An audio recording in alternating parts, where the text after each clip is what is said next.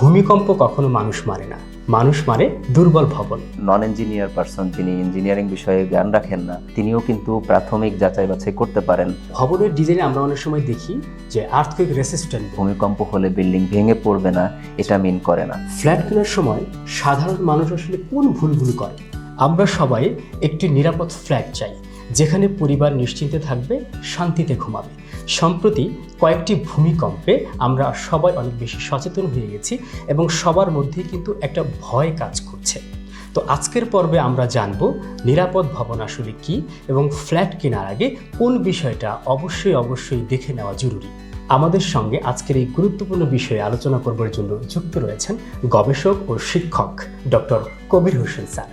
Sir, আপনাকে ধন্যবাদ জানাচ্ছি আমাদের সাথে যুক্ত হওয়ার জন্য।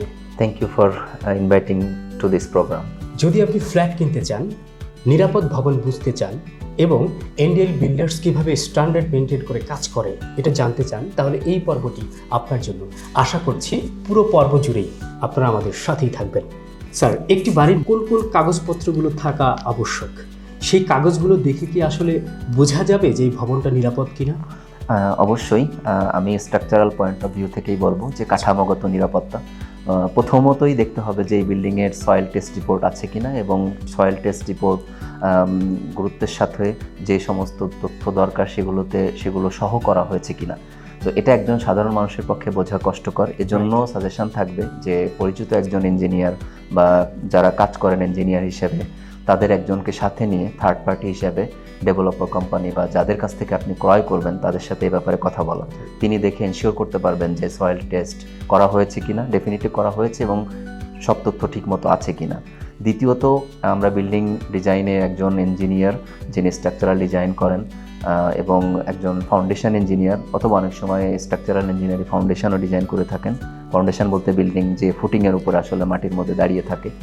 তো এই ইঞ্জিনিয়ারদের কোন ইঞ্জিনিয়াররা ডিজাইন করেছেন, ডিজাইন ডকুমেন্টে ওনাদের সাইন আছে কিনা, ওনারা আমাদের ইনস্টিটিউশন অফ ইঞ্জিনিয়ার্সের মেম্বার কিনা, যারা ডিজাইন ডকুমেন্টে সাইন করার যোগ্যতা রাখেন, এবং ওনার কাজের দক্ষতা কেমন, পূর্বে যে বিল্ডিং ডিজাইনগুলো করেছেন সেই অভিজ্ঞতা কেমন, এসব বিষয়ে আসলে একটু তথ্য দেখা দরকার। এবং ওই ইঞ্জিনিয়ার সাহেব আসলে যিনি থার্ড পার্টি ক্লায়েন্টের পক্ষে আসছেন, তিনিও দেখবেন যে এই ডিজাইনগুলোতে ডিজাইন কেমন। উনি অনেক ডিজাইন ডকুমেন্ট এগুলো দেখলেও বুঝতে পারবেন এবং তার সাথে মিলিয়ে প্র্যাকটিক্যালি দেখবেন যে ডিজাইন অনুসারে কাজ হয়েছে কিনা। এগুলো অনেকটা নিশ্চয়তা দিবে যে যেভাবে ডিজাইন ইঞ্জিনিয়ার যে বিষয়গুলো বিবেচনা করেছেন, কনস্ট্রাকশনের সময়ও সেই অনুযায়ী ডিজাইন করা হয়েছে। এবং বিশেষত ম্যাটেরিয়াল কোয়ালিটি, স্টিলের গুণাবলী, কংক্রিটের গুণাবলী, অন্যান্য ইটের গুণাবলী, এগুলো যে টেস্টের কথা বলেছি সেই টেস্ট অনুযায়ী আর ডিজাইন ইঞ্জিনিয়ার যে ভ্যালুগুলো ধরে ডিজাইন করেছেন এগুলো ম্যাচ করে কিনা, এগুলো ইঞ্জিনিয়ার সাহেব তখন ম্যাচ করে বুঝিয়ে দিতে পারবেন। এবং এমনকি ফিনিশিং দেখেও আসলে বোঝা যায়, কারণ কলাম আপনি দেখতে পাচ্ছেন না, বিম দেখতে পাচ্ছেন, বাট ভিতরে কি ম্যাটেরিয়াল ব্যবহার করা হয়েছে স্বচক্ষে হয়তো দেখতে পাচ্ছেন না প্লাস্টারের নিচে থাকায়।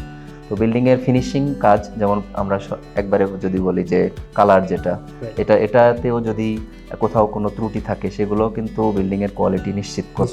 কিছুটা হলেও যারা কাজ করেছেন তাদের কোয়ালিটি নিশ্চিত করে যে এনারা সৌন্দর্য ফোটাতে এবং নিখুঁত কাজে কতটা পারদর্শী এবং কতটা যত্নশীল। চমৎকার, অনেক গুরুত্বপূর্ণ আলোচনা করেছেন। আমাদের দর্শক শ্রোতা যারা রয়েছে, আশা করছি তাদের অনেক উপকারে আসবে। একটি ভবন মানে শুধু ইট বালু নয়, এটি একটি পরিবারের স্বপ্ন, নিরাপত্তা, সচ্ছলতা। আজকের এই পর্বটি আমাদের যে বার্তা দিল তা হচ্ছে জেনে শুনে সিদ্ধান্ত নিতে হবে। একটি ভুল সিদ্ধান্তের মূল্য বড়, কিন্তু একটি সঠিক সিদ্ধান্ত আমাদের জীবনের নিরাপত্তা বয়ে নিয়ে আসতে পারে। এনডিএল বিল্ডার্স বিশ্বাস করে নিরাপত্তা কোনো অপশন নয়, এটি দায়িত্ব। ধন্যবাদ ডক্টর কবির হোসেন স্যারকে আমাদের সাথে এতক্ষণ সময় দেওয়ার জন্য, এবং ধন্যবাদ সকল দর্শকদের যারা এতক্ষণ আমাদের সাথে ছিলেন।